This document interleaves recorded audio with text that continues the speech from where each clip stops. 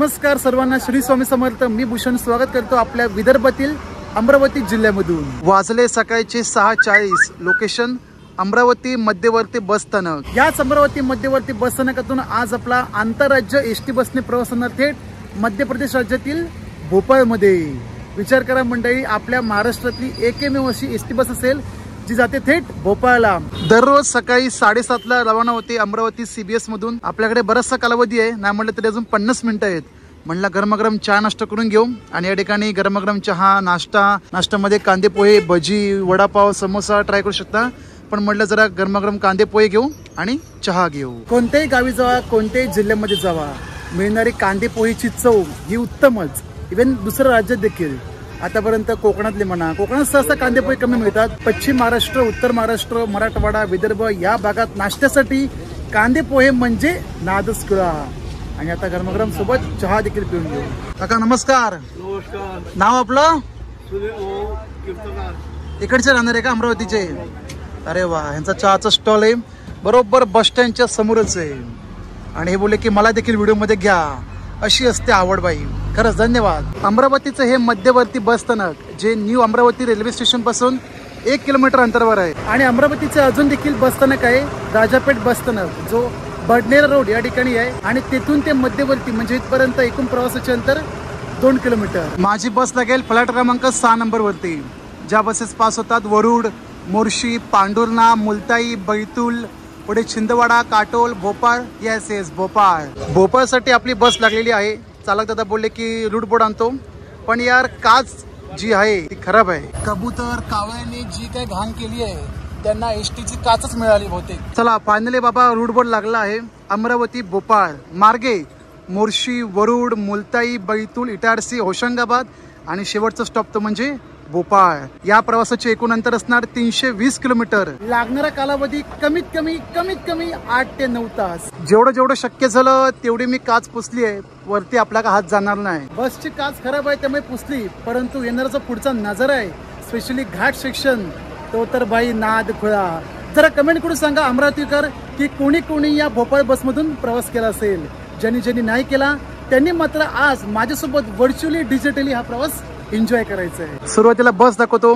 आपली एसटी महामंडळाची स्वनिर्मित दापोडी कार्यशाळेत बनलेली एसटी बस BS6 टाटाची बस. आणि ह्या बसमध्ये केबिन नाही. जशी बस लागली तशी बऱ्यापैकी भरत गेली. जरा माऊली बाजूला वा. रूट बोर्ड लागला नव्हता त्यामुळे गर्दी कमी होती. जसा रूट बोर्ड लागला बस पूर्णपणे बोलू शकत नाही, बऱ्यापैकी पॅक झालेली आहे. परंतु मी जी बुकिंग केली होती ऑनलाईन बुकिंग केली आहे. म्हणलं यार बसायला मिळेल की नाही सांगू शकत नाही, कारण एवढी गॅरंटी होती की केबिनवाली बस मिळणार नाही. मिळाली तर नवीन BS6 अशोक लेलँडवाली बस किंवा एसटी महामंडळाची स्वनिर्मित टाटावाली बस. अमरावती बस स्थानकातून आंतरराज्य प्रवासाला सुरुवात होते थेट भोपाळसाठी. ही बस किती वाजता सुटते, कोणकोणत्या मार्गे जाईल आणि तिकीट भाडे किती, संपूर्ण माहिती देण्यात येईल. आवर्जून व्हिडिओ शॉर्टपर्यंत पाहत राहा. पण त्या अगोदर प्रवासाला सुरुवात केली पाहिजे की नाही तर माझ्यासोबत एकत्र बोला. गणपती बाप्पा मोरया.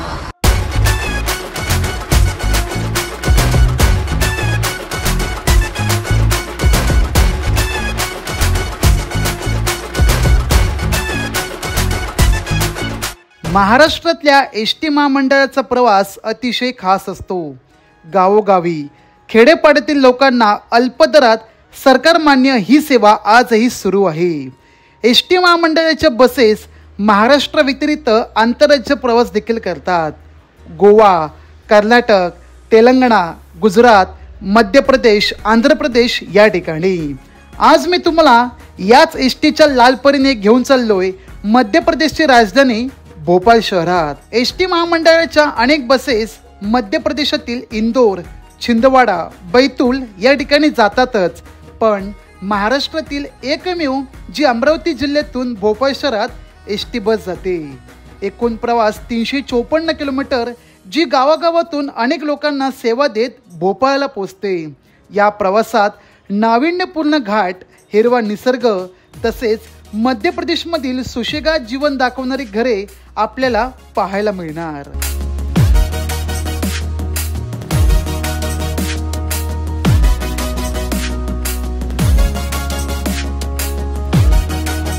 अमरावती भोपाळ या बसने 50 किलोमीटरचा प्रवास पूर्ण केला अमरावती जिल्ह्यातील मोर्शी बस स्थानक या ठिकाणी येऊन इथून पुढे लागेल वरुड आणि मग वरती मध्य प्रदेशची बॉर्डर आणि संपूर्ण या सातपुडा पर्वतरांगाच्या दक्षिणेशी वसलेला हा मोर्शी गाव. मोर्शी बस स्थानक बघून असं वाटतं की नवीनच बांधण्यात आलंय, कारण फ्लॅट क्रमांक अजून डिस्प्ले केले नाही. अगदी टाइम टेबल देखील हरकत नाही, करतील नक्कीच करतील. परंतु आपली बस या साईडला लागली आहे. अमरावती भोपाळ एसटी महामंडळाची एकमेव बस जी आंतरराज्य प्रवास करते थेट मध्य प्रदेशच्या भोपाळमध्ये, आणि हा रूट ऑपरेट केला जातो अमरावती विभागातील अमरावती 1 आगार यांच्यातर्फे. आपल्या बस सोबत अजून 3-4 बसेस लागलेल्या आहेत.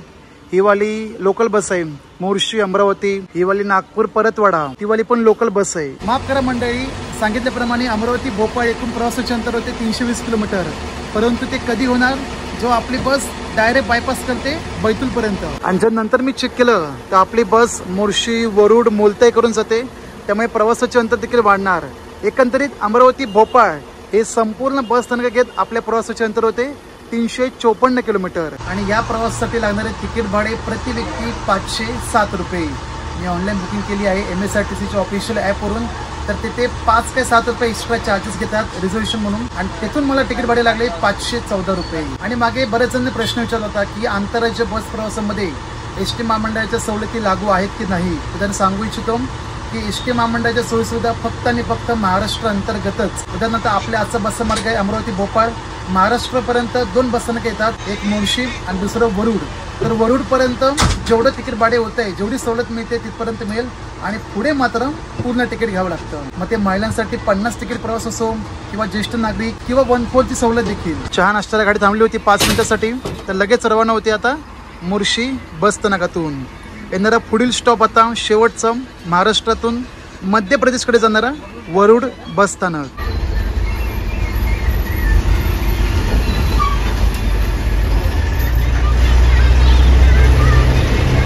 मोर्शीवरून निघाल्यानंतर आपल्या प्रवासाला सुरुवात होते थेट वरुड दिशेने. डावीकडे एक रस्ता तो थेट तुम्हाला घेऊन जाईल चांदूर बाजारला, आणि आपल्याला सरळ जायचंय वरुड.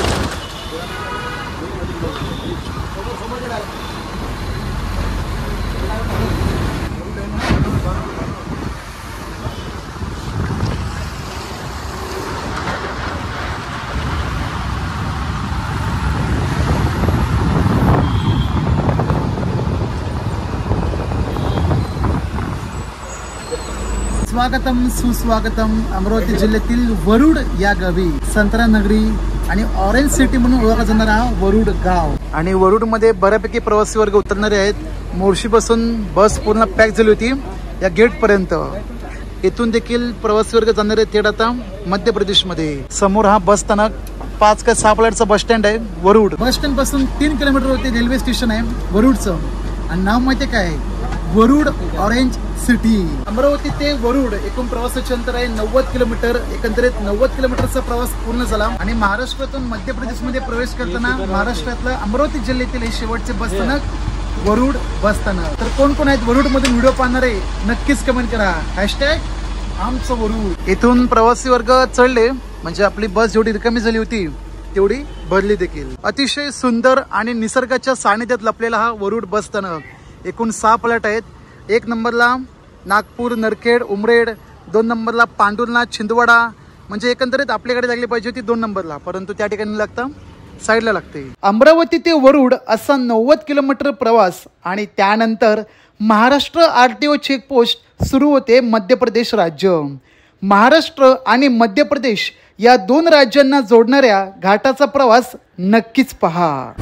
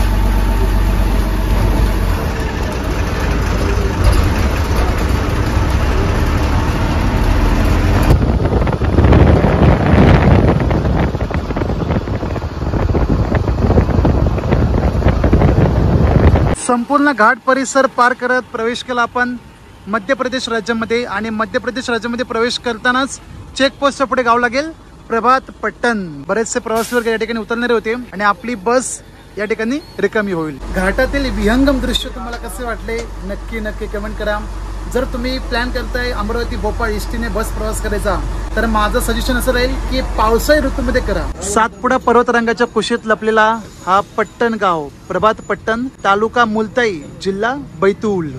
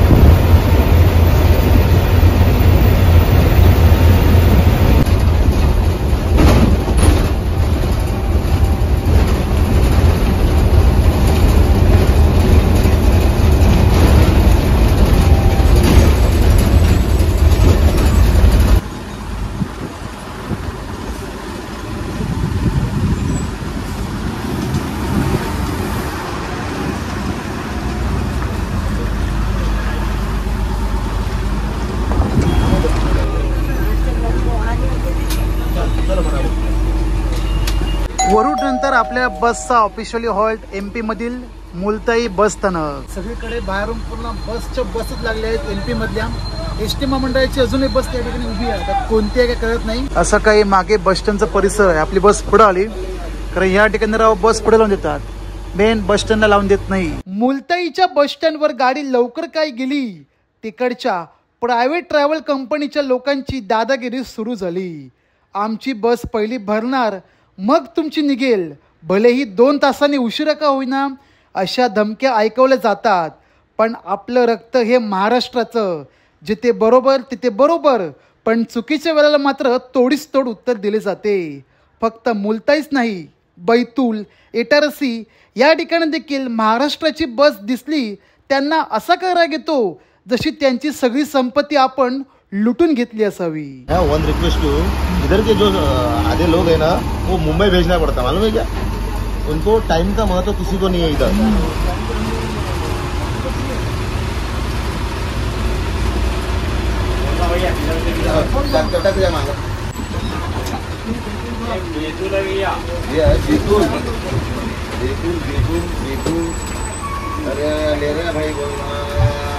सलग 4 तासांचा प्रवास करत आपली बस पोहोचली मध्य प्रदेशातील बैतूल जिल्ह्याच्या बैतूल बस स्थानकामध्ये. बैतूल बस स्थानकातून आपल्या बसची वेळ आहे दुपारी 12 वाजता, पण अर्धा तास आधीच लवकर पोहोचली, त्यामुळे इकडच्या बसेस गेल्याशिवाय ही बस का सोडणार नाही. असं काही संपूर्ण हा बैतूल बस स्थानक. सगळीकडे प्रायव्हेट गाड्या जशा चालतात गोवा राज्यामध्ये तसंच या ठिकाणी देखील. तुम्हाला मी बस स्थानकाचा परिसर दाखवतो. किती किती किती डेव्हलप केलाय तो. हे बघा, जिथं आपली बस लागली आहे तिथूनच चिखलदनीला सुरुवात झाली. कारण पलीकडे जर गेलात बस स्टँड म्हणता नाही येणार, एक प्रकारचा डम्पिंग ग्राउंड म्हणता येईल. कारण सगळीकडे घाण, चिखल, पाणी. बैतूल जिल्हा आणि जिल्ह्याच्या बस स्थानकाची अशी काही कंडिशन तुम्ही स्वतः पाहिली. हे सगळं का होत आहे? कारण या राज्यामध्ये सरकारचं काहीही लक्ष देणं घेणं नाही. इव्हन या राज्यामध्ये चालणारे जे स्टेट ट्रान्सपोर्ट आहेत, मध्य प्रदेश राज्य परिवहन, त्या देखील खाजगीकरण झालेले आहेत. आणि एखाद्या गोष्टीची खाजगीकरण झालं त्याचे वाईट परिणाम काय होतात हे नक्कीच एमपी कडून शिकावं. आणि इकडच्या लोकांची मेंटॅलिटी तर बाई वेगळीच आहे, म्हणजे आपलं तेच खरं. पण इंदोर सारख्या शहरांमध्ये या सर्व गोष्टी होत नाही, कारण ती वेल डेव्हलप सिटी आहे. स्वच्छतेचं सुंदर प्रतीक तो इंदोर शहर, त्याला मी मानतो. त्यांचा बस स्टँड देखील बऱ्यापैकी मोठ्या प्रमाणात चांगला आहे. परंतु हे अशा ठिकाणी मात्र. चला, बरोबर 12 वाजता आपली बस रवाना होते बैतूल बस स्थानकापासून. जय आदिवासी, जय जोहार.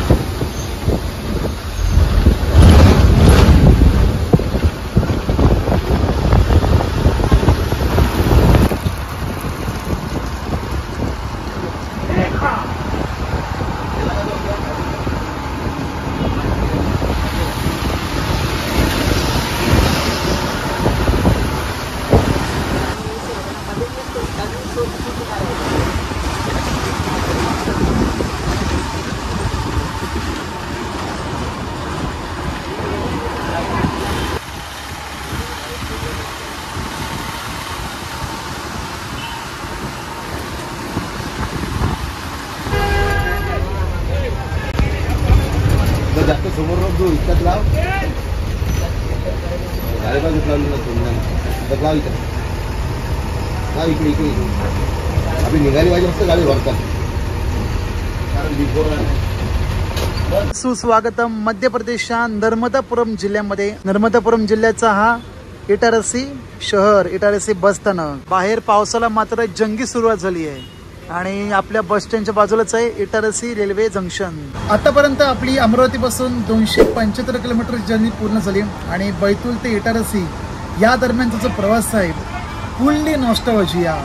इकडची जुनी जुनी घरे, ते सुद्धा कौलारू, नाळ्यांची आणि विटांची घरं, घरांच्या आजूबाजूला होणारी शेती, हिरवगार दृश्य आणि सातपुडा पर्वतरांगा. भाई प्रवासामध्ये तर भाई छान छान लागतात. इटारसी बस स्थानकामध्ये भरपूर गाड्या लागल्या आहेत, स्पेशली सगळ्या प्रायव्हेट गाड्या ज्या भोपाळ पुढे इंदोर साईडला जाणार आहे. आणि हे बस स्टँड बघून असं वाटतंय एखाद्या हॉटेलचं, जे हॉटेलमध्ये जे असते प्रायव्हेट पार्किंग जागा तसं काहीतरी वाटतंय. खूप गिचडी अशी जागा आहे आणि गाड्या पण भरमसाठ. इटारसीला आपली गाडी पोहोचली ठीक 2:10 आणि आतापर्यंत आपल्या प्रवासाला 7.5 तास पूर्ण चालेल. अजून गाठायचं आहे भोपाळसाठी 85 किलोमीटरचा प्रवास. समजा आपली बस इटारसीला आली नसती तर बायपास करत थेट भोपाळला पोहोचली असती. आता पुढचा येणारा स्टॉप नर्मदापुरम. ह्याचं आधीचं नाव होतं होशंगाबाद, पण ते आता चेंज करून केलंय नर्मदापुरम.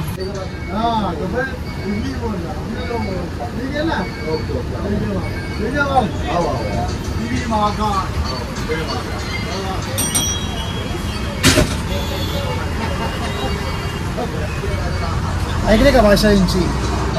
10 रुपये टून दादागिरीची भाषा राहून आणि बोलतात काय जय महाकाल. इटारसी, नर्मदापुरम आणि बुधनी ही सलग 3 शहरे एकत्र दिसतात. या प्रवासादरम्यान नर्मदा नदीचे दर्शन होते. सध्या पावसाचे मात्र या ठिकाणी मोठ्या प्रमाणात थैमान सुरू आहे. इटारसी, नर्मदापुरम या शहरामधून बाहेर पडत आपली गाडी लागली पुन्हा एकदा हायवेला. राष्ट्रीय महामार्ग 46 कोणतावाला, नागपूर, भोपाळ, इंदोर पुढे असं करत करत आणि बाहेर येताच हॉटेल राजपूत, बुधनी गाव आतून लागेल शहर. नर्मदा नदी त्याच्या पुढे लागेल बुधनी शहर आणि तिथून बाहेर पडत आपली गाडी थांबली आता 15 मिनिटासाठी. ज्यांना काय खायचं असेल ते खाऊ शकता किंवा बाथरूम वॉशरूम करायचं असेल तर. बाहेर पाऊस पडतोय, म्हटलं गरमागरम एकदा चहा पिऊन घेऊ. जेवणासाठी आपली गाडी थांबली होती पण कुठे बेतूलला, पण त्या ठिकाणी जेवण वगैरे काही खास मिळत नाही. थंड समोसे, वडे आणि काहीतरी भजीचा प्रकार भलताच होता. नको म्हणलं, जो आपली गाडी भोपाळला जाईल त्या मस्तपैकी खाऊन घेऊ. छोटी छोटी राहें मिलके कहीं दूर दूर मंजिल पर जाएगी. कभी छाँव छाँव कहीं धूप सताएगी. लंबी बुधनीच्या पुढे येत या ठिकाणी पर्यटकांची मोठ्या प्रमाणात रांग लागली आहे. कारण ठिकठिकाणी सगळीकडे धुकं पसरलंय, सोबत ठिकठिकाणी धबधबे देखील वाहत आहेत. हे बघा,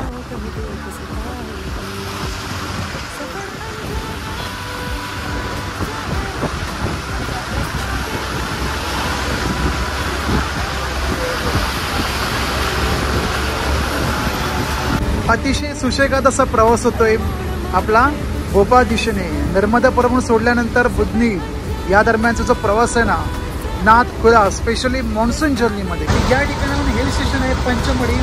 जर तुम्हाला जायचं असेल त्या ठिकाणी तर नर्मदापुरमला जाऊ शकता. इथून तुम्हाला ट्रान्सपोर्टेशनसाठी बसेस म्हणा किंवा प्रायव्हेट व्हेकल आरामात मिळू शकते. कोणी भेट दिली आहे पंचमढीला त्यांनी नक्कीच कमेंट करा.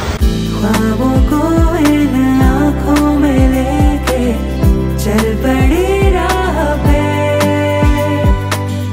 मंजिलों से भी ज्यादा है प्यारे सफर के ये रास्ते.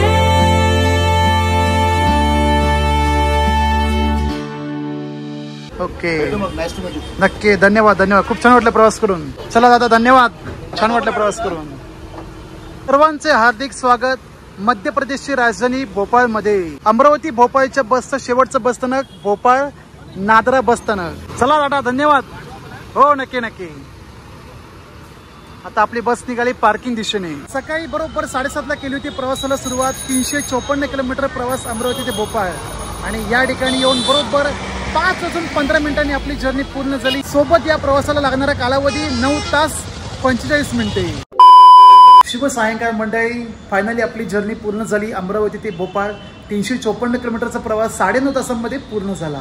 भोपाळची अशी काही वस्ती, जसं उतरलो बस स्थानकातून पावसाला रिमझिम रिमझिम सुरुवात झाली. म्हणजे या ठिकाणी पाऊस आहे आणि मी रूम घेतली आहे फक्त आणि फक्त 400 रुपयामध्ये. हा 2 माणसांचा बेड, एक खुर्ची. आता कपडे वगैरे मी मागाशी धुतले, चांगले सुकत ठेवले. आणि बाथरूमची सोय सुविधा तर भाई एकदम जबरदस्त. हे बघा, शॉवर, नळ, इथे वॉश बेसिन, कमोड आणि पंखा देखील आहे. लाईट पण आहे बघा. हा आहे की नाही, एकदम डिंचाक डिंचाक डिंचाक. भोपाळ सारख्या शहरामध्ये कमीत कमी प्राइस मध्ये सर्व काही मिळून जातं. म्हणजे या ठिकाणी जेवणापासून राहण्यापासून अगदी चीपेस्ट प्राइस. आजच्या जेवणासाठी मी घेतली आहे गरमागरम तंदूर रोटी आणि हे आपला भेंडी मसाला. जेवण इतकं गरम आहे विचारू नका राव, असं हाताला चटका लागतोय. ती स्वस्त मध्ये आणि कमी किमतीत अल्प दरात आहे. याची किंमत आहे प्रति 5 रुपये आणि भेंडी मसाला हा 50 रुपये. सध्या मुंबईमध्ये मराठी वर्सेस हिंदी ही कॉन्ट्रोवर्सरी मोठ्या प्रमाणात चालू आहे आणि ह्यावर राजकारणी लोक सोडून इतर कोणतेही इन्फ्लुएन्सर म्हणा किंवा क्रिएटर लोक अजून तरी काही बोलले नाही. परंतु ॲज अ टुरिस्ट म्हणून, ॲज अ पर्यटक म्हणून मला नक्की बोलायचं वाटेल की आपण ज्या ज्या राज्यामध्ये जातो त्या त्या राज्यामध्ये जाऊन त्या भाषेचा, त्यांच्या संस्कृतीचा आपण नक्की आदर करावा.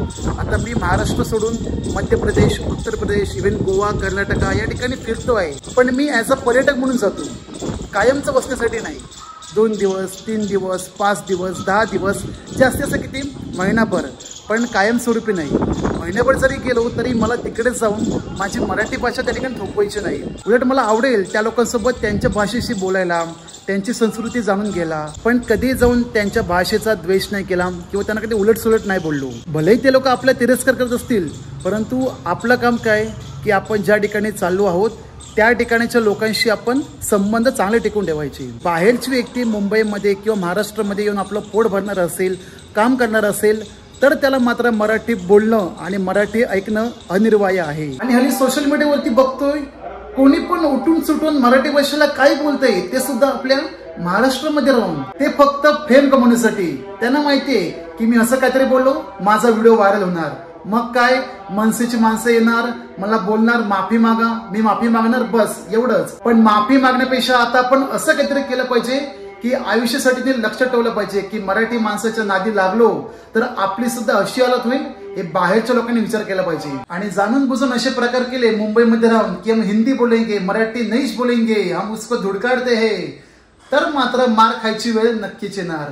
पण आधी त्या लोकांना स्टॉप दिला पाहिजे जे यांना सपोर्ट करणारे आहेत. बस माझं एवढंच म्हणणं आहे की आपण ज्या ज्या राज्यामध्ये जातो, ज्या ज्या राज्यातून पोट भरतो, तिथल्या मातृभाषेचा आपण सन्मान केला पाहिजे. तो जर नाही करता आला तर मात्र अवघड आहे.